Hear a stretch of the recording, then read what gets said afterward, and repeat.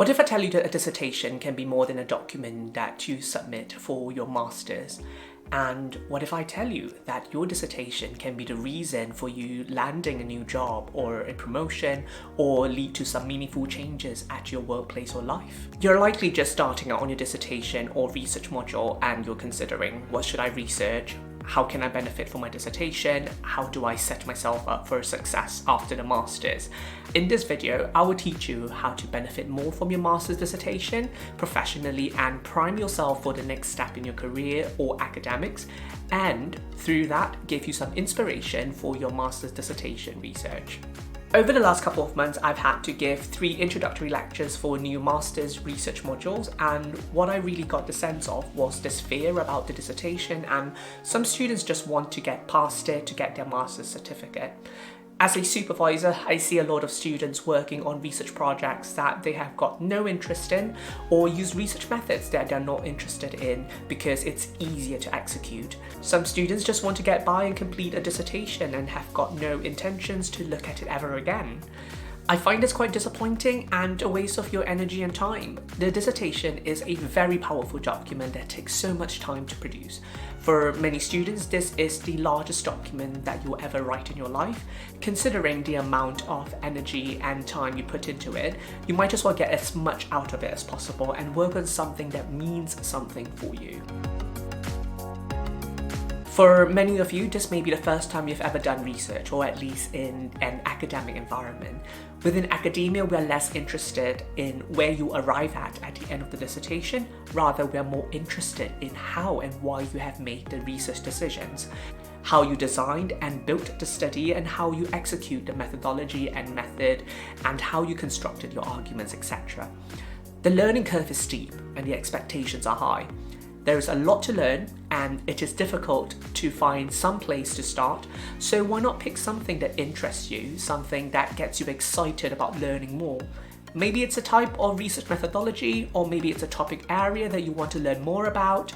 I had a student who wanted to do a systematic review in her research because she works in an organization that outsources systematic reviews to academic institutions, and she wanted to learn more about the process herself and get some first-hand experience in executing it. Sometimes I get students who want an easier life in a dissertation, and so they gravitate to ideas that are easy, at least from the perspective. There's nothing wrong with capitalizing on your strengths and doing well in something that you know you will do well. After all, it is a strategy that works, but there's a certain enjoyment to be had from the challenge of pushing those strengths further. It is actually a good idea to draw inspiration from topics and modules that you have done well in previously. You are likely to have a strong fundamental understanding of those topics, which then makes it possible for you to build and work on their complexities within the research. If you're strong at teaching philosophies, for example, why not look into a research that delves into that in more detail? Let's say you're a manager in a hospital and there is a certain problem in your setting that you would like to explore more, like staff satisfaction, for example. A dissertation can be a great way for you to formally explore the situation further and provide some data upon which you can use to implement quality improvement projects in the future. For example, barriers and facilitators to the use of decision aids by dentists with patients for dental surgery decisions, impact of transformational leadership styles on job satisfaction in emergency department nursing staff, factors influencing engagement with continuing professional development amongst expat accountants. These are studies that seek to explore and understand the realities of the workplace and offer some data which may help solve some salient workplace problems. A student of mine based her research on the problems that she and her colleagues experienced with the PPE policies on her ward during COVID. So she conducted her research to better understand the nurses' perspectives of the policy and the experiences of following the guidelines on the ward that they work at. These were then presented as a report to be circulated internally within the service. Some students also take the study down the route of quality improvement projects, where they explore small changes in everyday practice to improve the quality of the service. Literature review type studies are very popular among the students that I teach, and there are many reasons for that, such as less admin related to ethical approvals. What students typically overlook is the strength of a systematic review or a literature review for their own understanding of the topic. I typically tell students to consider what they would like to do after their masters and consider what knowledge base would serve them there. It can be a new job in a different field, a promotion that they're eyeing after their masters, or a project that they're going to be taking on. So think ahead. Think beyond the masters and let the dissertation serve you. I had a student who conducted a systematic review on leadership styles within emergency departments, which she then was able to use as leverage to argue for her knowledge and understanding of effective leadership styles in high-pressure environments at her interview for a management position at her hospital after the masters. If you find the video helpful, go ahead and hit the subscribe button, like and comment on what else you want me to discuss next. This is also something that you can consider if you're thinking about pursuing a PhD after the masters. A systematic review or a literature review type research is particularly useful in helping you understand what is available in the research and also what is not yet done. At the end of the review, you would typically recommend further research in this area as well. Not only review type studies do this, empirical research studies also can do that as well. I conducted my undergrad dissertation on understanding how final year occupational therapy students understand reflective practice, and I found that there were certain issues with how students were taught that particular topic.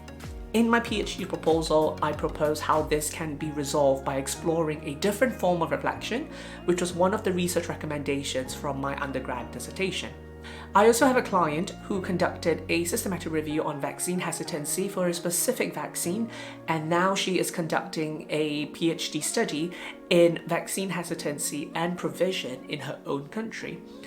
I once also supervised a student who conducted a research on understanding certain problems within the policy in her workplace, which then led to a policy update project that she led on after she completed her master's based on her research findings. What I like to do with my students towards the end of their dissertation is to consider what their next steps are going to be beyond the master's itself. Some are interested in further studies later down the line. We discuss the possibilities of PhD proposals that can extend from their dissertation. Some students are looking for a new job or a new area of work, and we can discuss how this dissertation can support them beyond the masters. Now, things may not look very clear at this point, but to the best of your current knowledge and ambition, think a few steps ahead and see how you can use your master's research to get you there faster or even create more opportunities for that to happen. At the end of the day, the master's dissertation is a great learning opportunity for students.